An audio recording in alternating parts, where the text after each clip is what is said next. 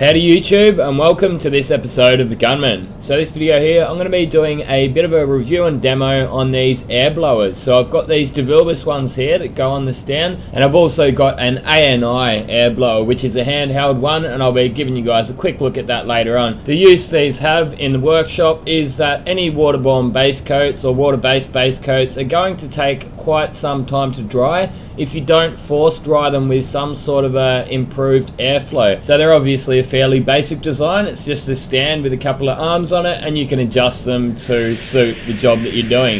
You can actually get these up quite high, and if you're doing a roof, you'll be able to set them up on a roof as well. So if you just want to use one or the other of these, that's fine as well. At the base of those blowers where they connect to the stand, there's actually an air fitting there. So if you decided that there's an area that you just wanted to do by hand and move around a bit easier without the stand there, you can just unclip that, put it straight into the airline and use it as a handheld blower. This was the best thing I could come up with at the time to give you guys a bit of a demonstration on the improved airflow, because you'll be able to see that when the masking tape goes past the airflow, it's obviously moving a little bit more. So we've definitely got a massively improved airflow. Bumper bars are one of those things that are a bit tricky, and it takes a little bit longer than a standard panel. If you're painting down the side of a car, you'll have to set it up in one or two separate spots, go out, clean your base coat gun out, move it into another area need be, go out, mix your clear coat up, and by the time you finish that, you're usually right to get some clear coat on. At the end of the video, I'll give you guys a look at this VE Commodore wagon that I painted this morning, and it was definitely advantageous to have that DeVilbiss stand.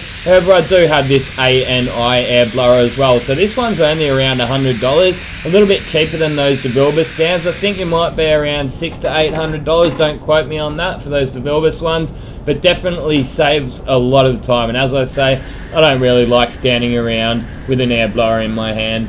It just feels like wasted time. So there you see, as I say, with these bumper bars, you do have to move it around a little bit. One of the things that you should try to do with these air blowers is, if you're setting it up down the side of the car, you want to get it on a bit of a diagonal angle. You don't want to go directly in front of it and force it into one section. That's mainly so that you'll get an airflow down the entire side of the car rather than just that one section. Another thing when using these, you're probably best off leaving the base coat for 2 or 3 minutes just to start skimming over a little bit before you do put these blowers onto it. Probably not a really good idea to blast all this air over really fresh base coat. I also don't like to get these blowers too close to the panel either, because if you have them up very high, like I've got them cranked right up, if you have them too close, you could possibly run the risk of even moving that base coat when it's still wet. So give them a bit of distance. If for any reason you don't have room in the spray booth and you need them quite close to the panel, maybe just dial them back a bit, don't have them running at full bore. Another good point is not to walk in front of them when they are on, because if there's any little bits of crap left on you, it might even just be a bit of overspray from the previous job, a bit of dust, you're going to blast that off yourself and onto the panel. Just also be warned that these blowers do consume quite a lot of air, especially being that there's 2 of them there. And at this point, when I was doing this bumper bar, I had 2 guys out there sanding, another one was out there blowing off this car, and we had no air in a couple of minutes. That compressor was working its butt off, and it just about drained the tank. So I did end up having to turn them off on that job. So this is how I leave them when they're not in use. Yes, there's that high-tech piece of equipment, those gloves that I put over the top of them to keep the dust off of them. And you may have noticed earlier in the video with the other handheld blower, I've got that booth box inside of my spray booth. Keep it in there, keeps the overspray off them. So yeah, just don't leave them in the booth when you're painting. You're just going to get them covered in crap, and you're going to be blasting that all over your next job. This is another quick look at the one that we had before I got these upgraded blowers. All that does is just blow compressed air over the panel. Yes, technically it does work. It's an improvement on nothing, but these are much better. They will draw booth air in, so it's not just the compressed air, you're actually drawing air from the booth onto the panel. And especially being that we've got heated air in that booth, I would like to run the booth in these colder months right up to 30 degrees. Anything less and it's just taking longer to dry.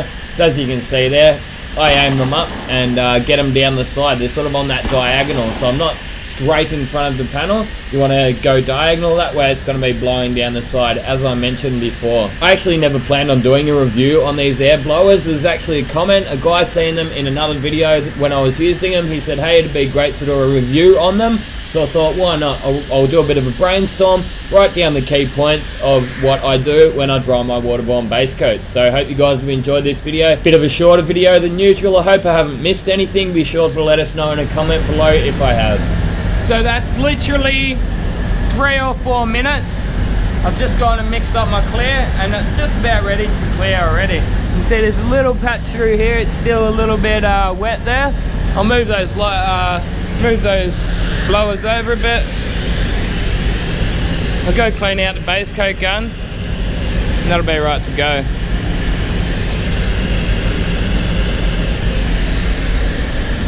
Just see, obviously, because the air was blowing down here,